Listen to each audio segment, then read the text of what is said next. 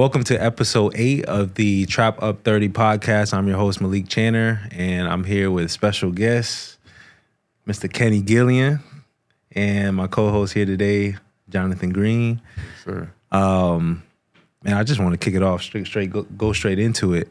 Tell the people who you are, and how long you've been doing what you do.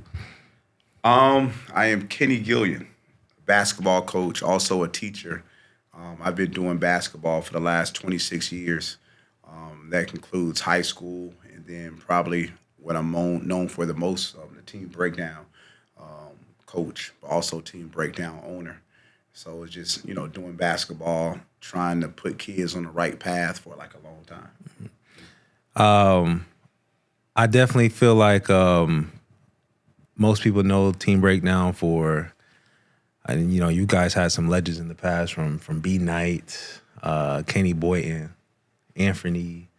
I'm sure there's a lot of other pros that you done coached before. Mm-hmm. How far back does Team Breakdown go as far as, when you guys first originally started? And how did you get into that? What made you guys want to start Team Breakdown? Well, Team Breakdown go back as far as the first summer was the 2000.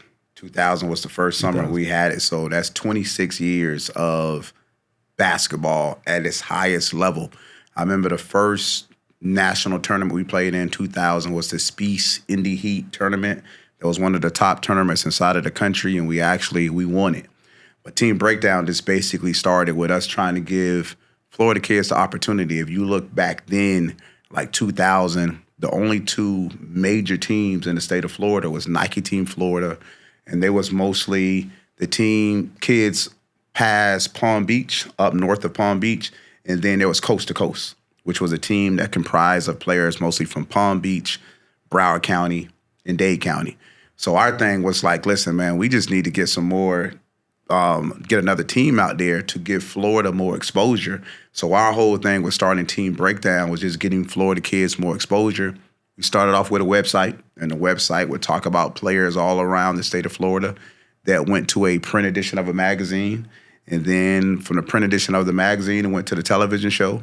Then we would do, TV show? Television show. You guys had a TV show? The Breakdown. What? TV show. We would start off, I was a big fan of Fresh Prince, so we liked the rap song that started off. So the Breakdown show would come in Saturday morning, 11 o'clock, from Miami to the Bay, Duval, Miami to the Bay, Tampa to Duval, breakdown.com. Keep it real for all of you all. We would have all type of interviews, all type of rankings. It was actually the only show in the country that strictly just focused on basketball in terms of a high school show that was strictly focused 100% on basketball. And so the popularity grew. So kind of before the overtime and all of that stuff, Breakdown was there. And then we was like, we need to do something in the summer. And that's how Team Breakdown came about. We got tired of seeing Florida go there and not win tournaments. So it's like, man, we could put a team together and go out there and just beat these other teams. And that's kind of how Breakdown started. So y'all kind of started off as like almost in a sense media as far as like giving recognition out to kids. Is that kind of like what helped you guys? Because you said off the rip, you guys came on the scene and were, one of the top teams. How did you guys even get players as a first-year program? Well, the first, like you were saying, first it was strictly media. So, but we wanted our media to be the truth. You go to the newspaper, they're going to talk about the traditional guys. You go to the different rankings, they're going to talk about traditional guys. We was like, from a fan perspective, if I go to this tournament and I go to this big game, there may be an unsung hero that don't have a lot of offers. He's not ranked, but he was the best player on the floor. So when we would do our media, we're talking about what the fans really want to see. And I think that resonated with the kids and with the coaches. And so we had such a big following because the kids was like, hey, Breakdown is going to keep it real. And that's how, we was 20 years old at the time. We was fresh out of high school. So our thing was to basically keep it real. So after a while, we was like, the only people that's on these shoe-sponsored teams are ranked guys. And so it was like, you know what? Florida have a lot to offer. it's more to Florida than just this ranked guy. We have maybe John Smith down the road. He may not be ranked and nationally, but if you put him on the stage and he play against this guy that's ranked, he's going to outperform him. And so that's kind of how it started. We wasn't getting the ranked guys. We was taking guys that was unknown, but we was going around the country whooping people. And we was unapologetic about it. We was like, hey, Florida's the best state in terms of basketball. And at that time, they like, man, these 21-year-old dudes, they don't know basketball. They don't have a big name. They're not knowledgeable. They're not true guys. And it was like, it sounds good, but show us on the court. And so we became almost the bad boys of AAU basketball, but we embraced it. We was like, hey, the best way to shut us up is to beat us. We was rarely losing, So after that, it just kept growing and growing and growing and growing. So was it, as far as that first team, who were some of like those first guys that were part of the original Breakdown team? The first original team had a lot of international guys. It had Jamal Levy. He was unknown. He was from Panama. He ended up going to Wake Forest. We had Martin Usamani, who was a young man that, again, he wasn't known. He ended up playing with the Uruguay national team inside of the Olympics. He went to Utah. We had a young man by the name of Tim Stevens, who was from Syracuse up in New York. He had went to Oak Hill his junior year. Then he transferred down to Cardinal Gibbons with my younger brother, Darren's Gillion. They played, and those are some of the guys that kind of just led the team. Again, when we first came out, these guys was unknown. I'm talking about unknown in the state of Florida, not unknown around the country. And those guys kind of put the team on their back. And that first tournament, we ended up winning the tournament, and that was the Speed Indy Heat. At that tournament, you had Eddie Curry that was there. Eddie Curry was top 3 in the country. I mean, we played the Illinois Gold team, and they was like, there's no way this Breakdown team is going to beat them. And we was like, we not only need to beat them, we need to make a statement. So we ended up beating them by 20. We had to actually drive up to Bloomingdale, which was about a 16-hour drive. We lost our first game because we got out of the van and had to play. But after that, we didn't lose any more games. Wow. Wow, okay. You guys came out the gates really punching. Now, is it a family business with Breakdown? Or like who all is involved with Team Breakdown? I mean, Breakdown, everybody's family. Everybody that come in is family. But it was the start of Breakdown started with myself, who was an owner, my older brother, Breon Gillion, who was the owner, our college roommate, Al Boatwright, who wasn't a part of our blood family, but he's part of the family. And then another guy that was a roommate of ours, Damian Drayton, who we call Red. So all of those guys we would come into the house. It was 4 of us that stayed inside of a apartment up in Tallahassee. We was going to school up there, and that's how it started. From us just basically having basketball debates in the living room. Hey, this person's better than this person better than that person. And then we were big readers of Slam magazine. Every time we would read Slam, and at the end, they would have, I guess, this section called Punks that would talk about the high school kids. I'm like, man, I never see any Florida kids inside of this magazine. And so we would be like, well, he's better than him. And then from those conversations that we had in our living room, that's when Breakdown kind of started. Okay. So you guys are 2019, 2021. Most 19, 20, 21-year-olds, they ain't got no money to even do something capable. You could talk about a TV show, magazine. You guys are going across the country. How did you guys even, fund all of this? Well, when we was in college, I mean, sometimes we would take some of our money that we had to pay for college courses and be like, hey, you know what?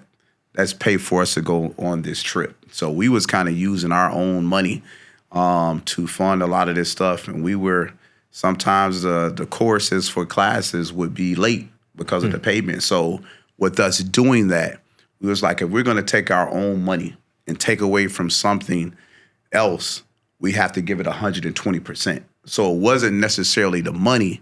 we had to have people around us that believed in the vision, that were willing to basically put all their money into this company because we believe in what was going on.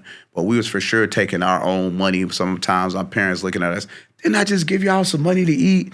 But yeah, we used that money to go on this trip because that's how much we believed in what we were doing. Okay. John, I know you want to talk a little bit about some of the players he had. Actually, I just want to start from the beginning. Start back with them. The UA championships back-to-back years. Talk about that. What years was this? This is the years when they had Kenny Boynton and Brandon Knight. So they was 20. I think the first championship, I want to say it was the summer of 26. Summer of 2006. 2006. And I believe it was maybe it's summer 2008, summer 2009, maybe. Okay. Or one of those times. Yeah, so back then, that's when there was no circuits. It's basically just everybody playing for one title, right?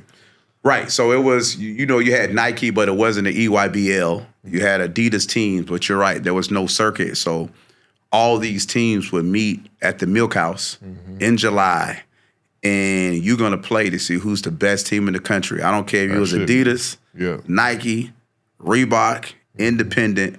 Everybody's going to meet at the AAU Nationals at the Milk House in July, and you're playing to see who's the best team in the country. Fact. So that was y'all first. Was that y'all first brand, Reebok? The first brand, yes, was Reebok with Sonny Vaccaro. Sonny Vaccaro, kind of brought us in with Reebok, and Reebok wasn't big in terms of any type of representation in the state of Florida. You had Iverson, who was my favorite player, but outside of that, there wasn't any teams that were sponsored by Reebok at the time. Okay, so when y'all did go, so y'all won those two championships back to back, right? With those, Brandon Knight and. That's one of our proudest moments. We for sure won it back to back, and I believe we were the first team to win it back to back at the 17 and under level. Now you've had some teams that have won it 15 and under, then they move up 16 and under, then they move up 17 and under. But when you look at those breakdown teams, we won it back to back with 17 and under. And the interesting thing about those teams that won it back to back, the first year we won it, we had a backcourt of Brandon Knight, who was actually a rising 10th grader at the time. He's so basically a 9th grader. And then Kenny Boynton, who was a rising 11th grader. So our backcourt was basically 9th and 10th graders. You had a Keith Clanton, who was a rising 11th grader. So majority of the team on that first team that won it was basically a 16 and under team that won it. Then we came back the next year and we put in some more players, and then we won it that following year. So talk about that, that chemistry on that squad, how talented that squad was, Man, that team, the first team was really, really talented. I say that because you have guys that did not make the team. We kind of had to put them down to the 16 and under. A guy like Jelani Hewitt that went to Georgia Southern, but at one time he led the NCAA in scoring. He wasn't on the team. We had to put him down to 16 and under. A guy by the name of Kyle Marshall, who was on that Final Four Butler team that didn't make the team. We had to put him down to the younger 16 and under team. But when you talk about guys like Brandon Knight, elite player, NBA player, Kenny Boynton, who just terrorized people in terms of AAU, Eloy Vargas, who was top 10 in the country in the 2008 class. You have a young man, 6'9", David LeBeau. David LeBeau was top 50, went to Texas A&M. You had a Keith Clanton, who was a top 100 player. You had Zach Bailey, who started at that time and went to Tennessee Tech. You had David Blackwell, who was on the team. Then some of the guys that played up and down was like a Rakeem Buckles that went to Louisville. Bach, who was on the team at first, and then we sent him down to 16 under so he can get more playing time, that went to Cal. So, everybody on that team was elite, and including, one of the coaches now, Jordan Fair, was actually on that team. What? Jordan Fair was. What class was Jordan? Jordan Fair was on the team. I mean, Jordan. They were the class of that group was Jordan. I believe was the class of 2008. Okay. So remember, I tell you, Kenny and Brandon was playing up. Keith Clanton was playing up. But inside of that 2008 class, Jordan was on the team. Jordan went through battles with these guys. So when Jordan come back and he's coaching with Breakdown, like he's coming back like, listen, I didn't get as much playing time, but the backcourt was Kenny Boyd and Brandon Knight. And Jordan was battling. So, and Jordan was a Division I player. I mean, Jordan went to North Florida, on scholarship and basketball scholarship as a point guard. But it just go to tell you how talented that team was. And then we had to create like a team breakdown black that put some more guys, a guy like Sam McLaurin that went to Illinois. He went on the other team. Rashad McGill, who went to Coastal Carolina. He was on a different team. Gene, who went to Virginia Tech. My point is, there was about 17 guys that was on team breakdown, 17 under team. And we kind of had to split them up because there was so much talent. And you also had the crowd favorite, Ray Taylor. Ray Taylor at 5'5", everybody's favorite player who set off everything. Ray Taylor was on that team, and he shined at FAU his freshman year. He averaged, I believe, 15 points a game. Yeah. So that talent on both of those teams, those back-to-back teams, was a who's who among like the Florida legendary players. So I mean, you spitting off names like wildfire. Yeah, he definitely got to. It seems like you had a really good relationship with these players. How did you maintain all of these personalities, all of these players, especially with, you got to compete with the Nike teams in Florida, all the other good organizations. Like, how did you keep kids loyal to your program with Breakdown? Well, the big thing that every kid and every parent respect, first of all, is honesty. So when we're talking to players, my conversation usually start off like this. I don't need you. You don't need me. So we both do not need each other. So I'm not going to sit down here and have a conversation with you like I need you to enhance my coaching career or I need you to win a championship. And I'm pretty for sure you're going to be able to get a Division I scholarship whether you play with me or not. So now since we got this out of the way, this is what we're going to provide at Breakdown. The best players are going to play. I run Team Breakdown. I'm the founder. So there's no politics in this. It won't be a situation where this guy got to play because this shoe brand want him to play or because his dad's involved. So that's the first thing. The best players are going to play. Second thing, you're going to get developed. Like you're going to come in here. If you're at this one point of your game, you're going to be at a higher level later on.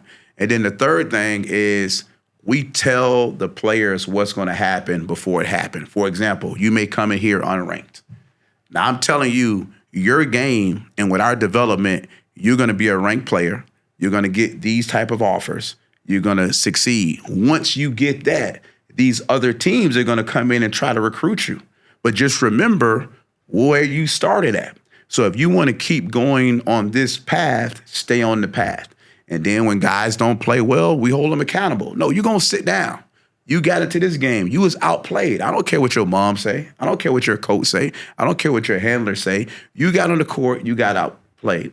So I think a combination of guys being developed. I want to say we may lead the country in terms of pros when I'm saying guys that came in that was unranked and end up being a pro or end up being a high major. It's easy to go ahead and get a ranked guy and he end up being a pro. So a combination between honesty and development and telling guys what's going to happen. And then the last thing is communication. I mean, we over-communicate. We communicate about expectations. We communicate about goals, and we are brutally honest. So that's basically like y'all grassroots. Y'all like to get guys y'all like to build guys up from being unranked and things like that. Well, I mean, we're basketball guys, so we're willing to take whoever because we feel so confident inside of our development. Yeah. We can get guys that can be ranked, but we can also look at a guy and be like, this guy have the tools. What can he do in our program? One of our current guys, I look at a guy like Willie Burnett that plays with Breakdown. We got Willie Burnett when he was a freshman. His dad did a great job of training him. Well, he had the tools to be good. His freshman year, I want to say he averaged about 12 points a game as a freshman. His sophomore year, he actually came off the bench sometimes with his high school team, and he averaged 13.5 points. But when I look at Willie, I'm like, he have the tools to be a star. So you put him inside of the system that we have, and he's been doing really well in AAU. He came to West Oaks this year with me with the training and develop. He averaged 25 points a game. So now here's a young man a year ago that didn't have high major offers. A year ago, people were not saying that he was ranked. And a year ago, he was coming off the bench on his local team. That's crazy. So now, a year later, he's nationally ranked. A year later, he have high major offers. He's destroying people, but it's not because he was great when he first got there. He had the tools, but the development was there. So, I mean, when we look at players, it's not all about, let's go down a ranking list. Who are the guys ranked top 100? Okay, let's get him. Let's get him. Let's get him. We'll take those guys, but we feel strongly in our development. People say development, but I'm like, okay, show me your list of guys who you had since 8th grade, who you've had since 9th grade. You know, so we're not just only going out of the guys as unknown, but we will take them, but we'll also take the guys as, you know, ranked. Like Brandon Knight, when he came in, he was ranked the #1 player in the country. Oh, he was already? I say that we got Brandon Knight as a freshman. So he was ranked as an 8th grader and a freshman. Okay. But now, here's the second part of that. Even when you're ranked, we have to now take your game to another level. Yeah. So, right, Brandon Knight was the #1 freshman in the country. Now, most people would have probably played him on the 15 and under. Yeah. And they go out and they win the 15 and under championship. But we're taking a freshman that should be playing 15 and under, and we said, we're going to develop you. We don't want you to be the best freshman in the country. We want you to be the best player in the country. Yeah. So you're going to play up 17 and under. And in 17 and under, we're going to hold you to the same standards that we would hold a senior to. Mm-hmm. So now he's being pushed, even though he's a #1 freshman, but now he's out playing 17 and under, and they won the championship. Mm-hmm. So even with the guys we get that are ranked, we're not holding them to the same standard that someone else would hold them to. Mm-hmm. We're holding them to, you have to be the best player, forget your age group. Mm-hmm. That's tough. Mm-hmm. As far as like, I know you preached on development.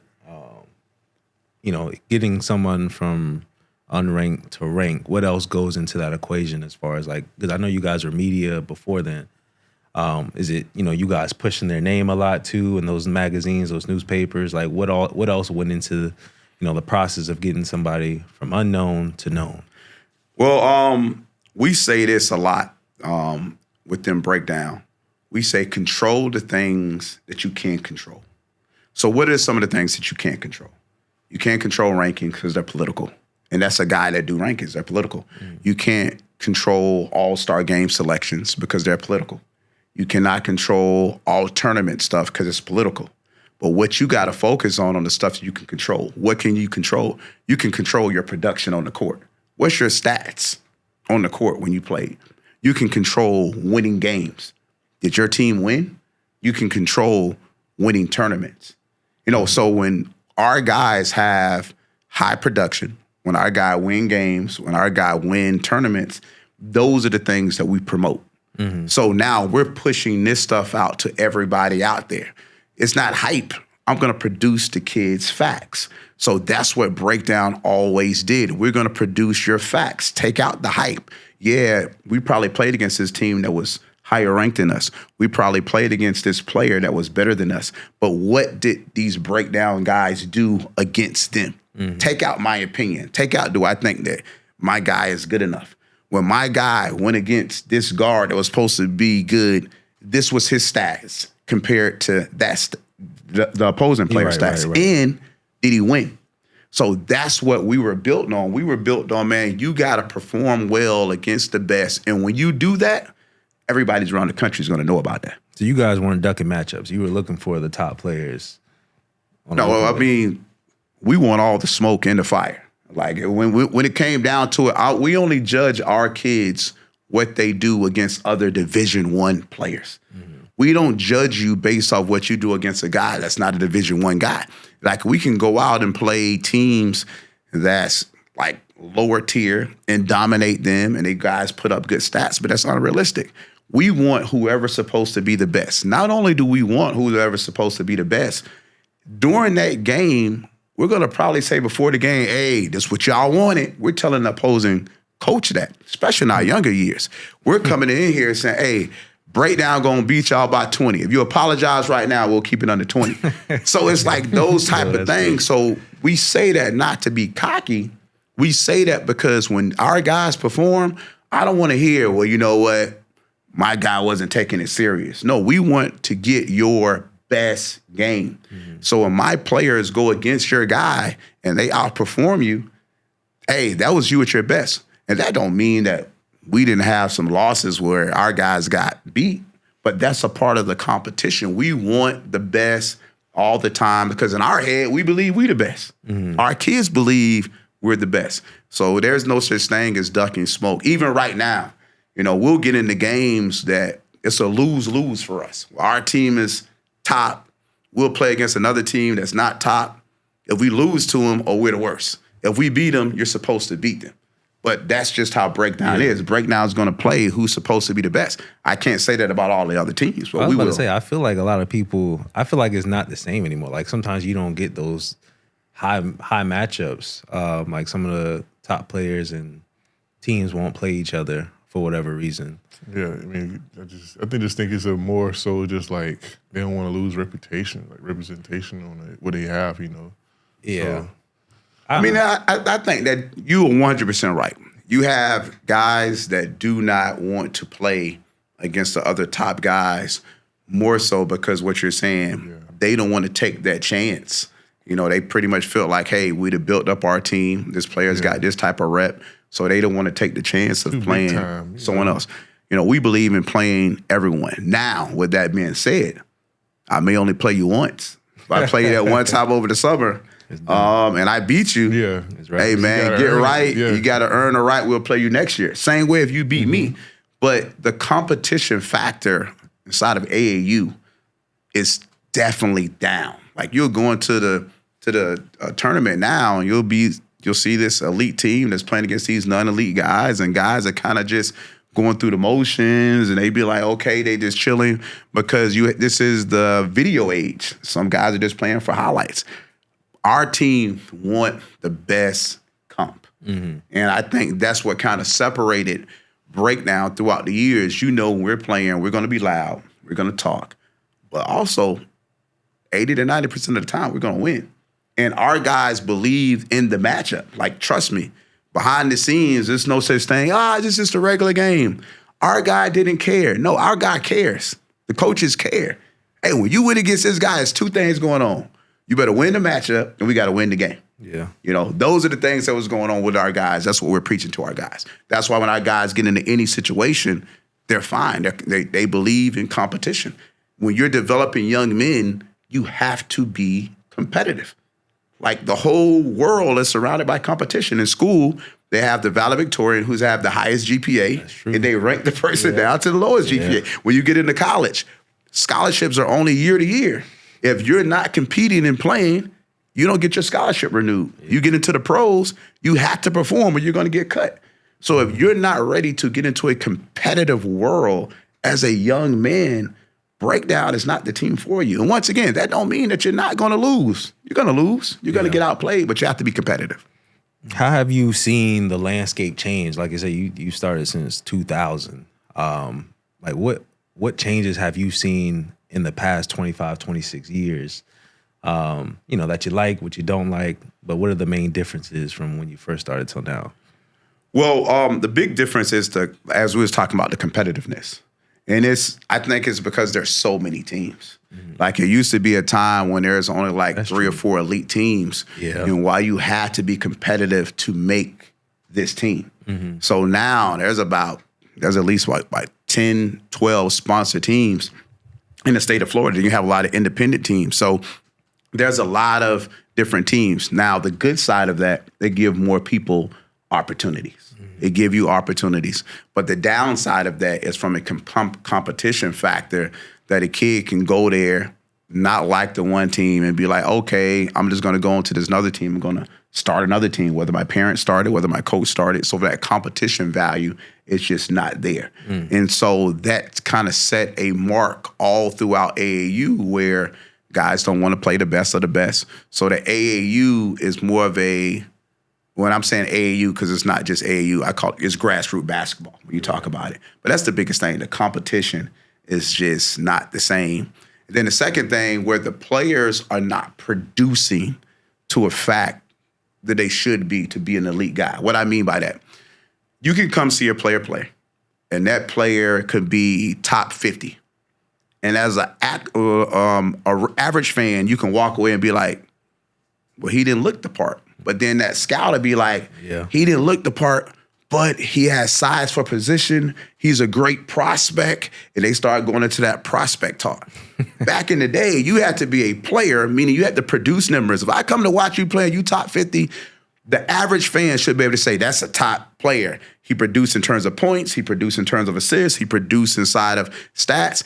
And he looked like a prospect. Today's time, and you can not have high production, but just look like a prospect could be top 50 in the country. Yeah, exactly. You can pretty much get high major offers just off of your just physical physique, like how you looking. So right, and so that sends a message to some of these players that they do not have to produce. You have to produce if you're that guy, if you're a top guy. You gotta play. What is production?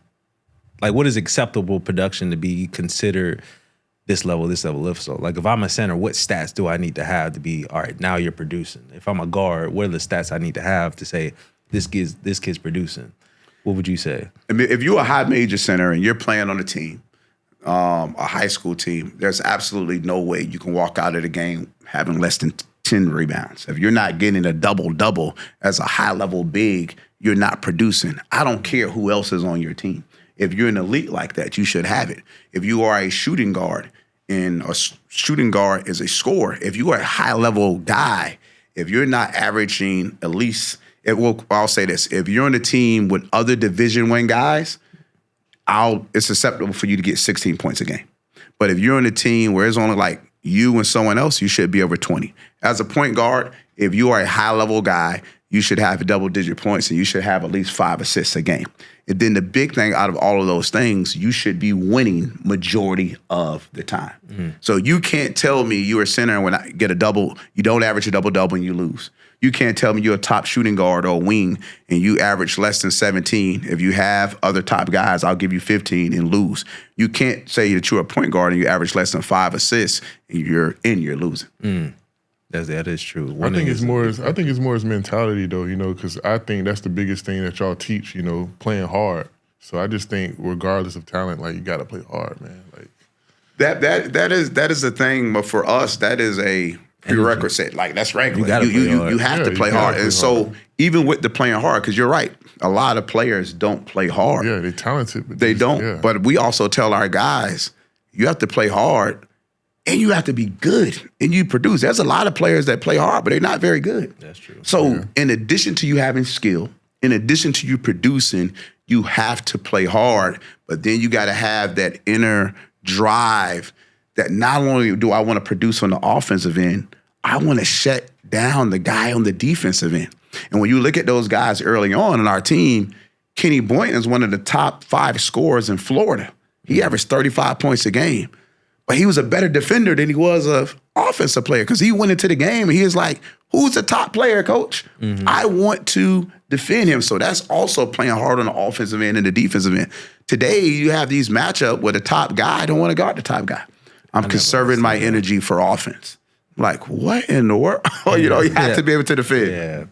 Mm-hmm. I know you've talked a lot about, your players' breakdown. Like I said, the resume is ridiculous. But talk a little bit about, some of the top 5 players you've coached against, like players who just created havoc for breakdown. Just some of the players you got to see in person that you coached against. Oh, wow. Start from breakdown first, though. Or like top 5 breakdown players, you think? No, like coaching at breakdown. Oh, not West Stokes. Yeah. Not West Stokes, yeah. With top 5 with breakdown. I mean, there's some of the guys that just stand out. I mean, I'll go, first of all, I'll start off with Greg Oden. The reason why he stand out, we get to the championship out in Vegas, and we kind of running through it. It was a tough tournament. We run up against Greg Oden. He goes 11 for 11 from the field. He scored, he's rebounding, he's dominating, he won it, and he stood out. And his team had Michael Conley at the point, Eric Gordon at the 2, Daquan Cook at the 3, Josh McRoberts at the 4, and Greg Oden at the 5. And he dominated the game. So, I mean, he stands out. Also, another young man who just outplayed us is Tyreke Evans. I mean, Tyreke Evans, you know, he went to Memphis. After Memphis, he went to the league. I think at one point he averaged like one of the ones. Yeah, I'm about to say he averaged about 20 in the NBA at one time. But like we had no answer for him. Just his crossover, his slow moves that he had. I mean, he was good. OJ Mayo was another guy. Oh, yeah. Come on. Now. Yeah, I'm gonna say he's a high school legend. OJ Mayo was a guy. Even though I will say my guy Edwin Rios beat him more times than OJ Mayo beat him. But OJ Mayo may have 30 and Edwin Rios may have 30. But OJ was just like, even though he was top, he played hard, he produced, and he always averaged more than 25 when we played against him. So he was really, really good. I'm waiting for that last 2 names. Let me see what the last 2 names are going to say. I'm already knowing. I mean, Jalen Suggs come to mind. I mean, we played against Jalen Suggs both times. Jalen Suggs recently. Jalen Suggs. If you say Jalen Suggs, then you got to say this next name. Jalen Suggs. I mean, it's been a lot of them. Maybe you guys can tip me off to some of the names. You know, I gotta hear your last name. Go ahead. I don't know. You know, I don't know. I mean, those just were some of the guys that we played against that was tough. I'm not saying they were tough, but like, we went at them with everything that we have. They still got their average. Because my big thing, if I play against you, if you're supposed to be good, he better not get his average. Oh, no. While I'm talking about average, Anthony Edwards. Okay, I have to say Anthony Edwards. We went into the game. And it's a quick story. We was in Georgia. We was playing against Anthony Edwards. I remember this. And John, because I'm like, if Anthony Edwards get double figures in the game, after the game, we're going to go outside and we're going to run.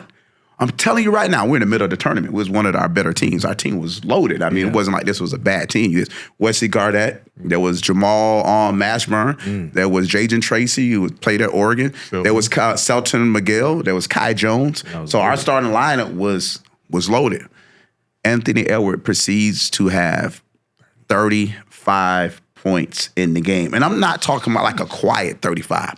I'm talking about a 35 when I'm like, get up on him. Send the double team. We beat him at the buzzer. We beat them by, I think we beat them by 1. But Anthony Edwards got the last shot. In all honesty, he got fouled. He missed the shot, and he had 35. But even after the game, he kind of looked at that as like, yeah, that's what I'm supposed to do to you guys. So I had to stand true to my word. So we had to go outside, and our team ran sprints in front of the gym so everybody can see. But Anthony Edwards is just one of those guys that was a beast, and what he's doing inside of the league, you know, he was doing even more, and he was a year younger than the guys. Remember, he skipped his senior year. Oh, he did. He skipped his senior year. I forgot about that. But Anthony Edwards was man. He was good. He was good. We played him multiple times too. Like remember we played him. We played him multiple times. I think we played him 3 times. We beat him once, but every time Anthony Edwards gave us the business. And I'm not just talking about.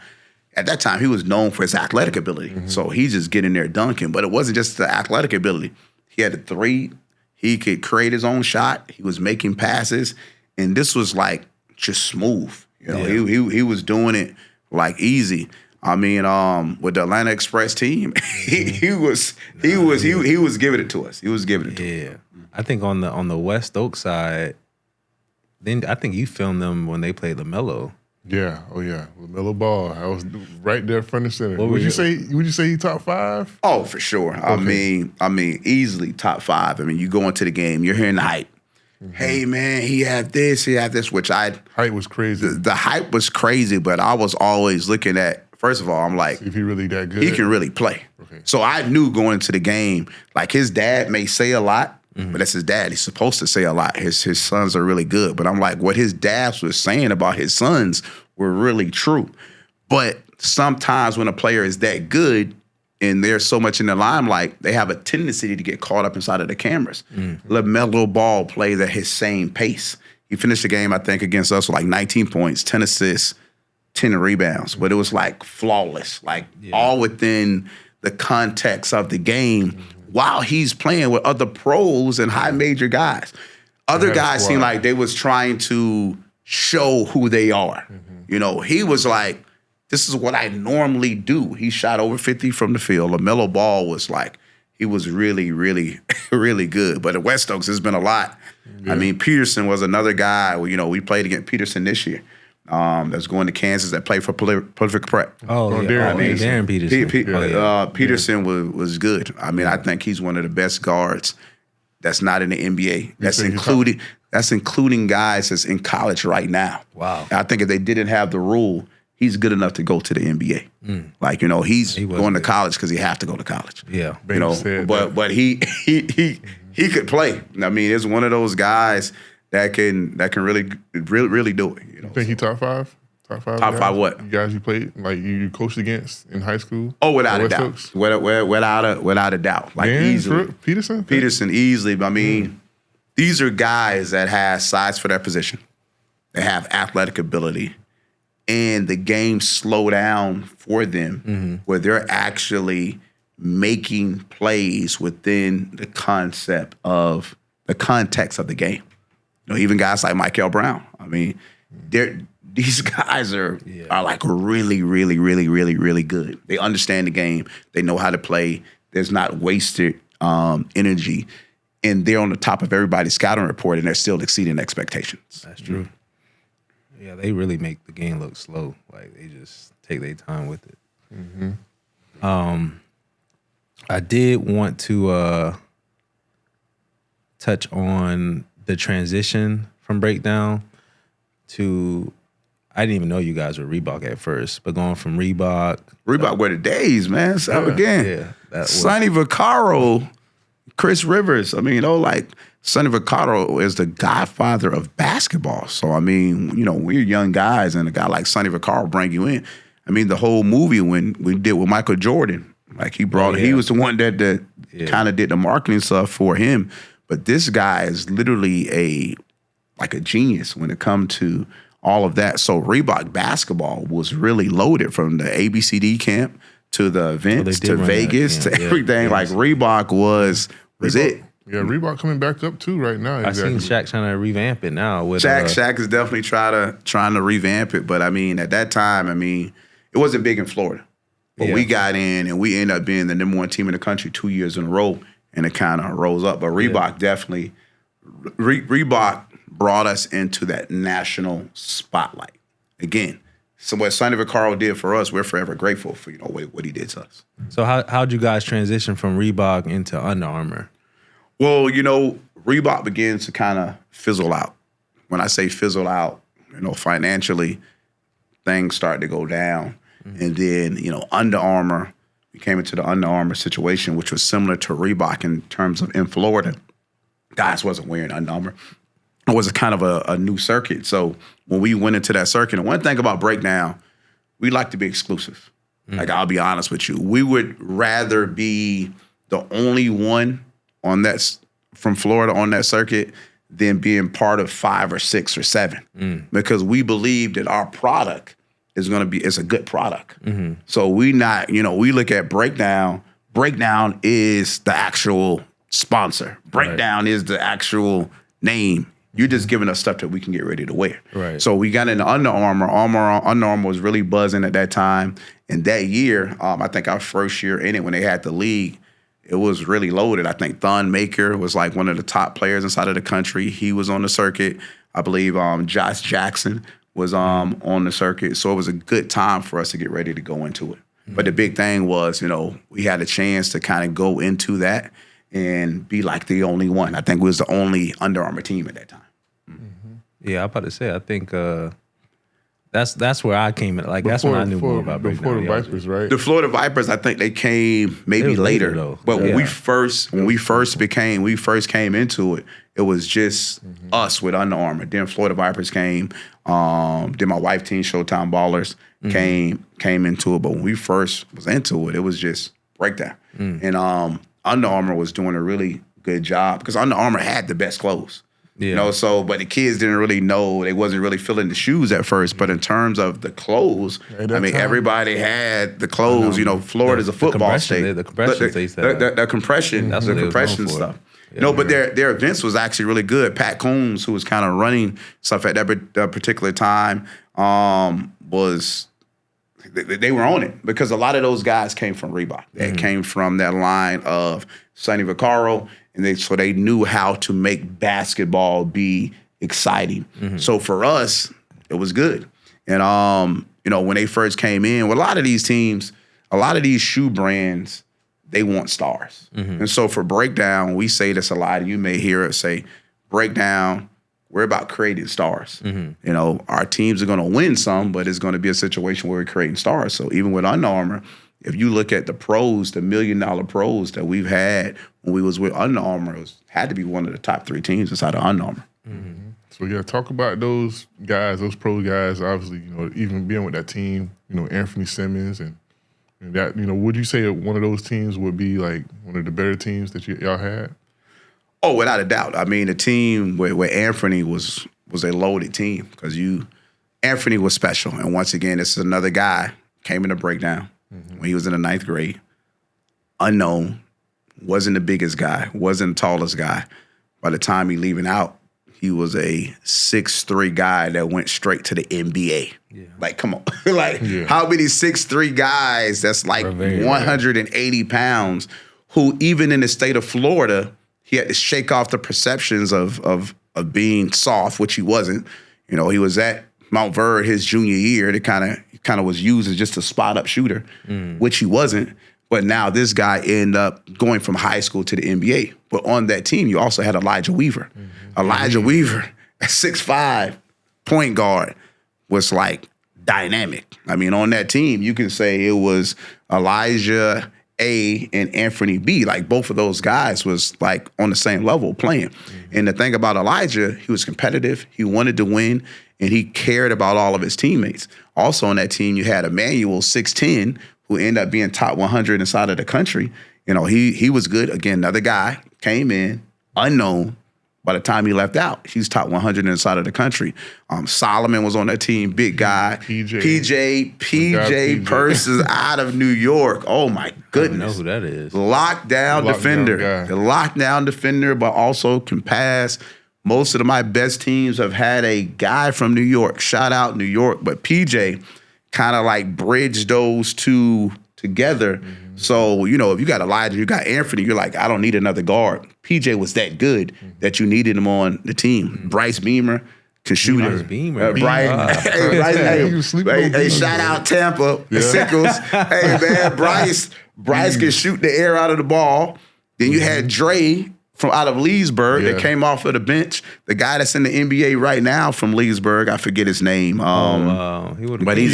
Keon Ellis. But Dre was the best player on that Leesburg team. So but Dre came off the bench for us. I mean, so that team was loaded, man. Those guys was good. It was led by Anthony and Elijah, but they was loaded. I think that was the year that our team was #1 team inside of the country for a long time. I was able to witness that. I see, because now you guys are with New Balance now.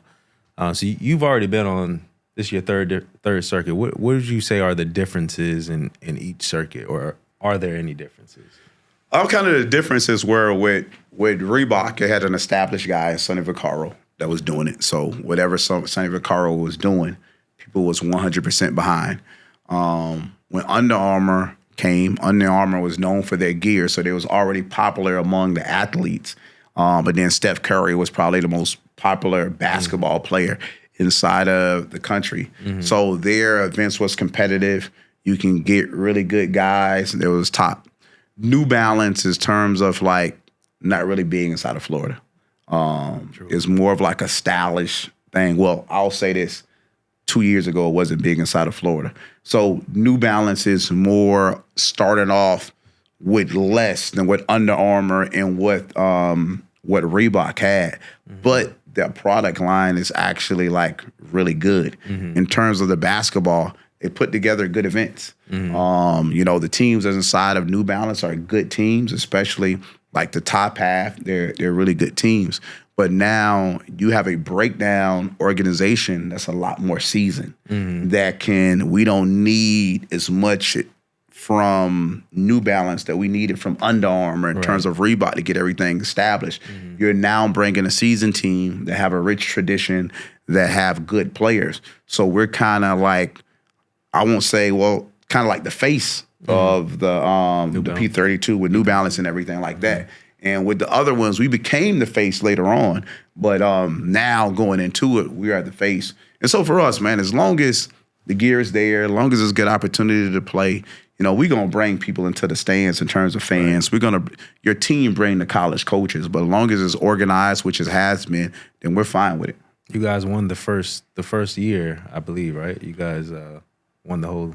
Right. Our 16 under team, 2026 team, they won it. And those are one of the things that we always try to do within our organization. When we put a team together, we told Reebok before, we're going to have the best team on the circuit. They were like, okay, we'll see. They just think we're just talking. We told Under Armour, hey, we're going to have the best team. Now, we didn't win that championship, but that team with Anthony and Elijah, they were the best team throughout the summer majority of the year. And then with New Balance, we were like, hey, we're going to be the best team. So our team won a 16 and under last year. So once again, it's talking that talk, but you have to be able to walk the walk. You have to have players. You have to win championships. You have to win games.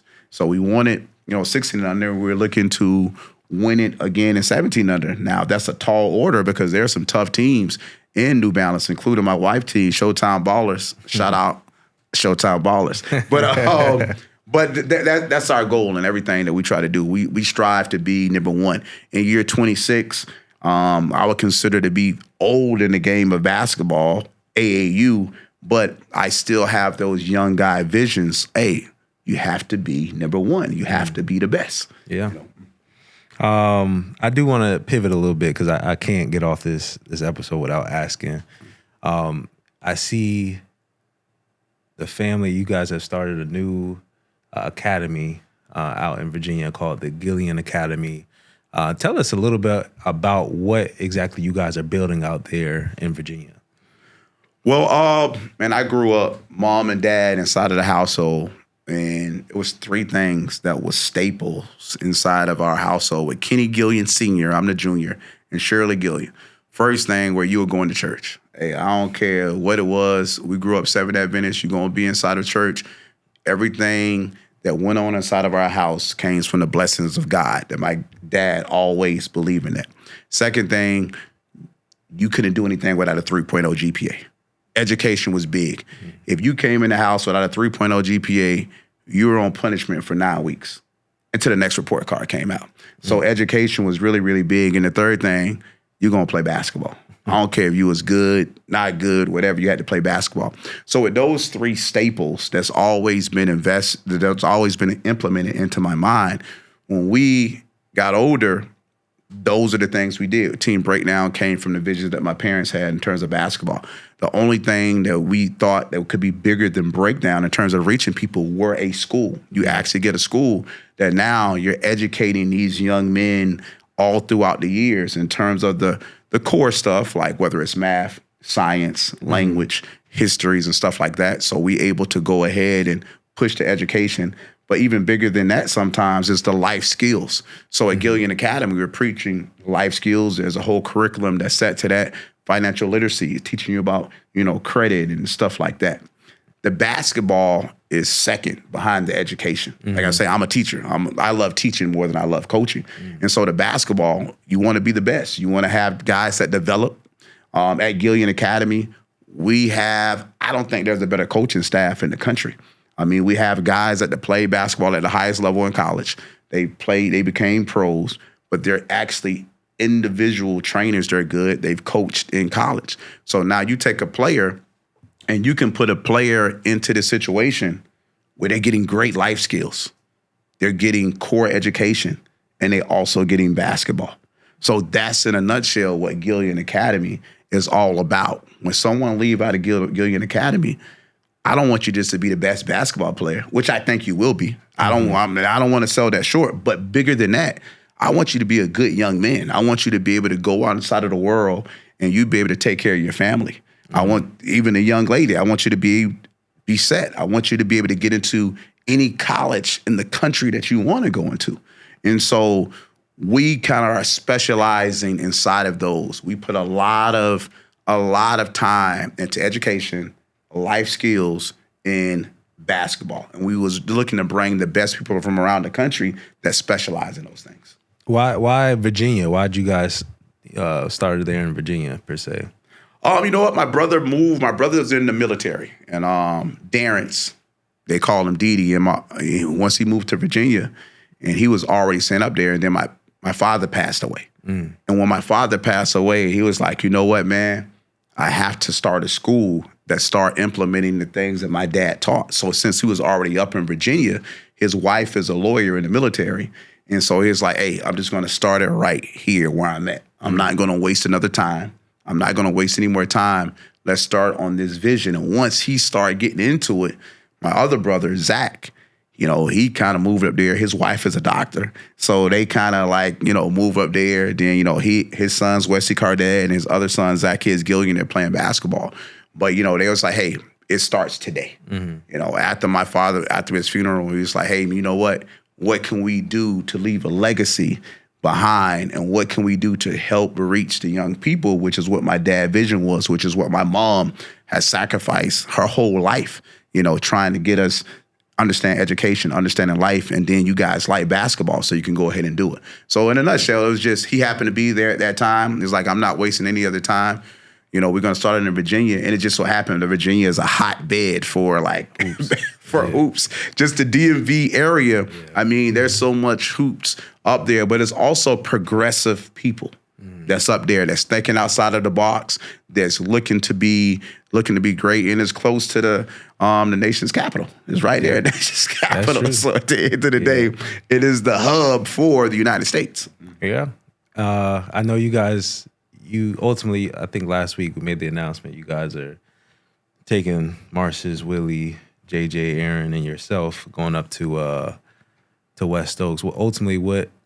Go Gillian Academy. Yeah, to the Gillian Academy. What made what was that decision like as far as uprooting and going there to start? I'll start first on a personal level for me. You know, a lot of people talk about their dreams, like, hey, this is like my dream job, where they use the simile like my dream job. For Gillian Academy, it is my dream job. I get a chance to put all my time, energy into a school that has my name. So, you know, that's just, you can't beat that for me. And I'm saying that while I'm coming from West Oaks Academy, which was a great place. It's not like West Oaks was bad. It happened so suddenly. People's like, what happened at West Oaks? Nothing happened at West Oaks. West Oaks is great. I'll forever be a flame. You know, no matter where I'm at, I don't care what's going on, I'll forever be a flame. But when you talk about Gillian, it's one of those things that is a great job, but then there's another thing that's your dream. Yeah, that's my dream job, to be coaching a school that has my name. And then the third part for me, individual, is family. You know, I'm working with my brothers. I'm working with guys that we've had since ninth grade that are now coming up big inside of the game that's like the family. So it was almost one of those situations where it's like you get a chance to get your dream job. You cannot turn that down when you, like, literally, like, I'm not saying, again, I don't want it to be a metaphor or a simile. It's not something I'm like, okay, it's like my dream job. No, that was my dream job. Like, one day, hey, I can be coaching for a team that's last name Gillian. For the players, it's one of those things where they've been with me since ninth grade. Now they get a chance to be with me for the 12th grade. Some people talk about loyalty. When I'm talking to players, it's not about loyalty. Don't follow me just because it's me. Follow me because this can help you reach your dreams. Okay, what is your dreams? My dream is to play inside of the NBA. That's for them. That's their basketball dream, to play inside of the NBA. So go to a place that can increase your chances of getting you to the NBA. You get there, you have the facility, you have the coaches, you have the trainers. they're going to put you on a regimen to have you improve your game. Now, also, education is big. The educational setup for them is big. It's conducive to them. So for the players to leave, while it's big, they're Florida guys. They love Florida. Yeah. But we all have to make decisions and sacrifices that's going to increase our chances of getting our dream. And that's what those guys were about. I love the move, man. I think you guys are building, I mean, y'all resume as a family is just, like I said, you guys have produced so many pros. So, you know, if they want to get to the next level, I think it's definitely a great move. I'm sure you guys are probably. We can't say they want. It's not if they want. They will. Like, they will. My fault. Gillian Academy, with us, there's no such thing as we can, maybe, we want. There is no option for greatness. Mm-hmm. You're coming there, you have to be great. We will not allow you to not give us 110%, not even 100%. Because 100%, hey, there's a lot of people giving 100%. You have to give 110% in these categories. Again, life skills, education, and basketball. And you're with people that will drag you across the finish line. Because, I mean, as young people, as anybody, you're going to have some times that you want to quit, but you can't quit, man. It's like, we believe in your dream. You're going to get ready. You're going to make it. But these are some of the things you can do to increase your chances. That don't mean that everybody that come there is going to be an NBA player. That don't mean that everybody that come there is going to be a high major player. But that do mean that everybody that come there will have the tools to be a better young man inside of life. Mm-hmm. You know, there'll be some guys that work for Fortune 500 companies. There'll be some guys that end up being managers. It's going to be some guys that just end up being great dads. You know, and there's nothing wrong with that. But that's all about giving you the tools to be ready to deal with life. Right. That's big. That's definitely big. Kenny, I definitely want to thank you for coming on today, just telling your story, team breakdown, Gillian Academy. Any final words or, you know, encouragement you want to give out to, you know, anybody that's watching? The big thing I always say to the players, man, is don't let anybody snatch your dream away. You know, it's going to be it's a lot of people out there. It's a lot of guys that's wearing collar shirts and they have a logo on their shirt. And you automatically think that they know more about your game than what you do. And they may say some things, hey, you're not ready to do this, you're not ready to do that. Don't let those people snatch away your dream. If you have a dream to do something, you literally can do anything that you want to do. You just have to put the work into it. And I know it sounds like a cliche. It sounds like a cliche to a lot of people, but you have to believe in your dream. And as long as you're putting forth the work, you can do it. And that's what Gillian Academy, that's what Breakdown has always been about. I can have a long list of people that said, Breakdown's not going to work. It's a football state. It's not going to work. Guys can never have a school. This guy can never be a pro. This guy can never do that. And I would chart it down. Mm-hmm. It's probably still inside of my phone. Listen to what this person said. But at the end of the day, we had in our mind what we wanted to do.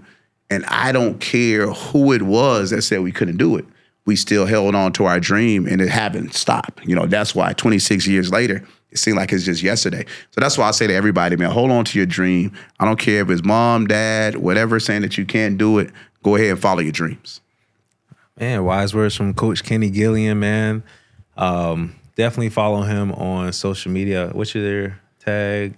Man, I'm getting old. Probably Coach Gillion, Coach Gillion on IG. Now I don't know the actual wording to it, but Coach Kenny Gillian actually. Coach Kenny Gillian. Follow them at Gillian Academy as well. The new school, man. They're doing big things here for 2025, 26. Hopefully y'all come back to Florida, man. Get some gains in. Yeah, you hear me telling you now. We'll be back in Florida. Be down in November for you guys' event. So, hey, there it is. So you hear me telling you, we will be in Tampa. We're going to be in Tampa for the Thanksgiving. National Hoop Feast event. I mean, you know, these guys have been a part of our journey. I mean, I know they're kind of humble and modest, but they've actually been a part of our journey. We've watched them follow their dreams and doing the things that they're doing to even be at a situation I can come onto the show and actually talk. But we'll be back in Florida, man, no matter what, man. I'm a Florida guy. As Willie always say, I'm a Florida Jit. You know what I'm saying? Hey, I'm a Florida guy to the heart. Born, raised, made in Florida, no matter where I'm at. So have to always come back and pay homage to Florida. Thank you guys for tuning in to the 8th episode, man. Y'all check out the episode on YouTube, and pleasure to have you, man. Hey, love being here. Love being here.